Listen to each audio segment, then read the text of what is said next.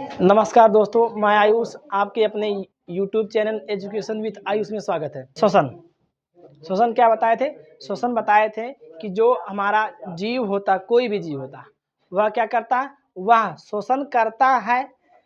किस लिए? जीवित रहने के लिए।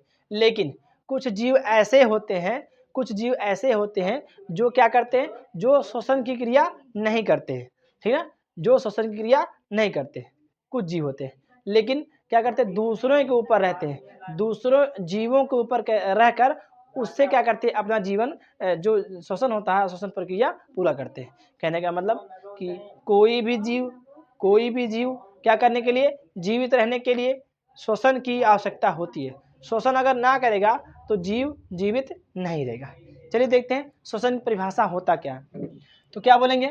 जीवों में कोशिकीय स्तर पर ऑक्सीजन की उपस्थिति में, क्या बताएंगे? जीवों में कोशिकीय स्तर पर ऑक्सीजन की उपस्थिति में भोजन के जैविक ऑक्सीकरण की क्रिया को शोषण कहते हैं। ऑक्सीकरण क्रिया और अनऑक्सीकरण क्रिया हम लोग जानते हैं ना।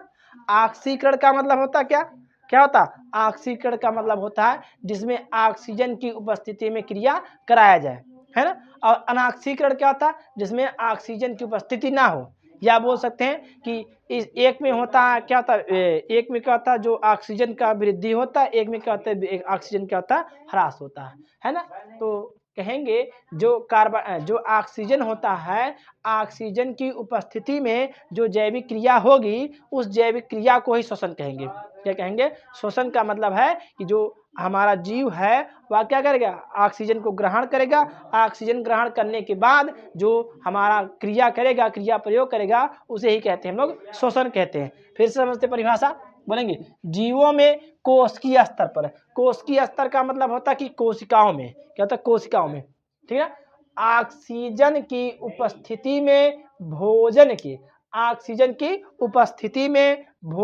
के जैविक ऑक्सीकरण की क्रिया को क्या कहते हैं? ऑक्सीकरण क्रिया को क्या कहते हैं? शोषण कहते हैं। कहने का मतलब है कि जो हमारा भोजन है, भोजन के जैविक ऑक्सीकरण की क्रिया को शोषण कहते हैं। आगे बढ़ते हैं। आगे क्या बोलेंगे शोषण जीवित कोशिकाओं में होने वाली उन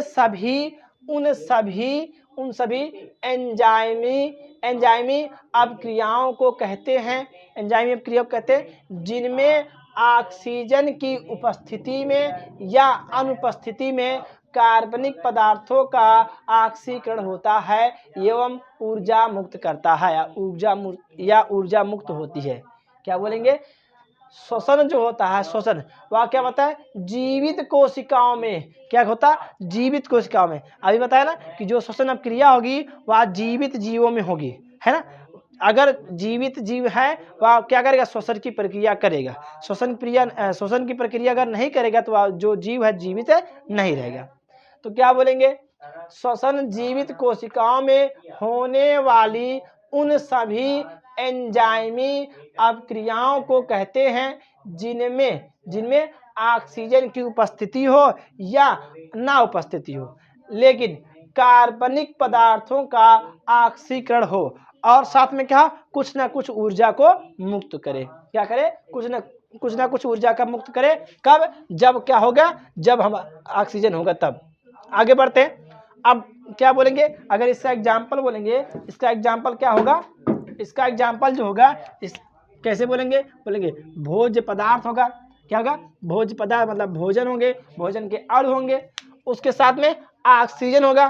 क्या करेंगे? ऑक्सीजन की उपस्थिति हो गई, मतलब भोजन या भोज्य पदार्थ ऑक्सीजन के साथ क्या करेगा? क्रिया करेगा। लेकिन किसकी उपस्थिति में? एंजाइम की उपस्थिति में। क्या बनाएगा? कार्बन डाइऑक्साइड बनाएगा, जल बनाएगा और क्या होगा? कुछ ना कुछ ऊर्जा मुक्त होगी। क्या बताया गया था? ऑक्सीजन ऑक्सीकरण होता है, कार्बनिक पदार्थों का ऑक्सीकरण होता है। ऑक्सीकरण का मतलब होता है ऑक्सीजन के साथ क्रिया होती है ना। आगे बढ़ेंगे। यहाँ से कार्बन डाइऑक्साइड हो गया और बोलेंगे ये जो क्रिया है वह जल होगा और कुछ ना कुछ हमारी यहाँ से क्या निकालेगी? ऊर्जा मुक्त करेगी। ये अब क्रिया क्या कहलाएगी, ये पूरी प्रक्रिया हमारी श्वसन कहलाएगी। श्वसन में क्या क्या होगा, भोज्य पदार्थ होंगे, ऑक्सीजन की उपस्थिति में क्या करेंगे, एंजाइमों के साथ अब क्रिया करेंगे और क्या बनाएंगे, कार्बन डाइऑक्साइड गैस बना देंगे और जल और ऊर्जा मुक्त कर देंगे। क्या कर देंगे, ऊर्जा मुक्त कर देंगे। आगे बढ़ते हैं, आगे बढ़ते हैं, श्वसन के प्रकार में चलते हैं। तो बोलेंगे श्वसन निम्नलिखित 2 प्रकार के होते हैं। श्वसन जो होगा वह जीवों में वह 2 प्रकार से होगी। क्या बोलेंगे, श्वसन जो होता है वह कितने प्रकार के होते हैं, निम्नलिखित 2 प्रकार के होते हैं। पहला क्या बोलेंगे, पहला वायवीय या आक्सीय श्वसन। क्या बोलेंगे, वायवीय या आक्सीय श्वसन। दूसरा क्या बोलेंगे, अवायवीय या अनाक्सीय श्वसन। क्या बोलेंगे, पहले वाले को हम बोलेंगे वायवीय श्वसन और दूसरे वाले क्या बोलेंगे, अवायवीय श्वसन। क्या बोलेंगे, एक होता है वायवीय श्वसन, एक बोलेंगे अवायवीय श्वसन। वायवीय श्वसन को ही क्या कहते हैं, आक्सीय श्वसन कहते हैं और अवायवीय श्वसन को हम क्या कहते हैं, अनाक्सीय श्वसन कहते हैं। चलिए एक एक के बारे में पढ़ेंगे। क्या बोलेंगे, एक एक के बारे में कैसे पढ़ेंगे, तो बोलेंगे श्वसन जो होगा हमारा अवायवीय वायवीय जब होगा, वायवीय या आक्सीय श्वसन कब होगा, तो बोलेंगे वह श्वसन जिसमें भोज्य पदार्थों का ऑक्सीकरण ऑक्सीजन की उपस्थिति में होता है, वायवीय श्वसन कहलाते हैं। कब कहलाएंगे वायवीय श्वसन, बोलेंगे वह श्वसन की या वह प्रक्रिया, श्वसन की वह प्रक्रिया जिसमें भोज्य पदार्थों का ऑक्सीकरण ऑक्सीजन की उपस्थिति में होता है, वायवीय श्वसन कहलाता है। मतलब कहने का कि जो हमारा भोज्य पदार्थ होगा उस भोज्य पदार्थों में क्या होगा, ऑक्सीकरण होगा, किसके साथ, ऑक्सीजन की उपस्थिति में, उसे क्या कहेंगे, वायवीय श्वसन कहेंगे। उसे क्या कहेंगे, वायवीय श्वसन कहेंगे। आगे बढ़ते हैं, एग्जाम्पल से समझते हैं। अभी बताया गया था कि जो श्वसन होगा, श्वसन की प्रक्रिया में कुछ ना कुछ ऊर्जा हमारा मुक्त होगा, ठीक है। जैसे यहाँ पर C6H12O6 हो गया, ये क्या हो गया, हमारा ग्लूकोज हो गया ना। अब ग्लूकोज को हम क्या किए, ऑक्सीजन के साथ अब क्रिया कराएं, दोनों को अब क्रिया कराएं। अब क्रिया कराने के बाद ये हमारा क्या बन गया, कार्बन डाइऑक्साइड बन गया। ये क्या बन गया, जल बन गया। क्या बन गया, कार्बन डाइऑक्साइड जल हो गया। और क्या, ऊर्जा कितने रूप में, 38 ATP ऊर्जा के रूप में मुक्त हुआ।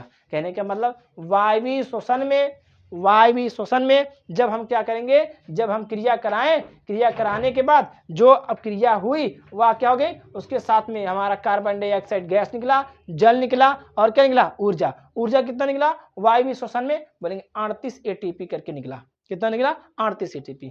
तो यहाँ से बोलेंगे जो ग्लूकोज था, ग्लूकोज के साथ ऑक्सीजन के साथ अब क्रिया कराएं, बना क्या, कार्बन डाइऑक्साइड बना, जल बना और उसके साथ में हमारा ऊर्जा मुक्त हुआ। कितना ऊर्जा मुक्त हुआ, बोलेंगे 38 ATP ऊर्जा मुक्त हुआ।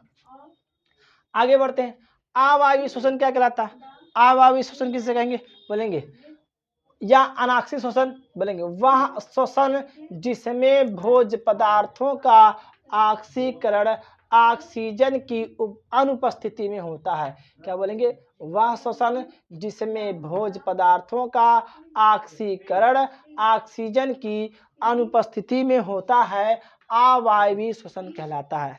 क्या होता है, ऑक्सीजन की उपस्थिति नहीं रहेगी तब क्या कराएगा, तब क्रिया कराएगा, उसे क्या बोलेंगे, अवायवीय या अनाक्सीय श्वसन कहेंगे। एग्जाम्पल समझते हैं। ये हमारा क्या है, C6H12O6 होगा, ग्लूकोज हो गया।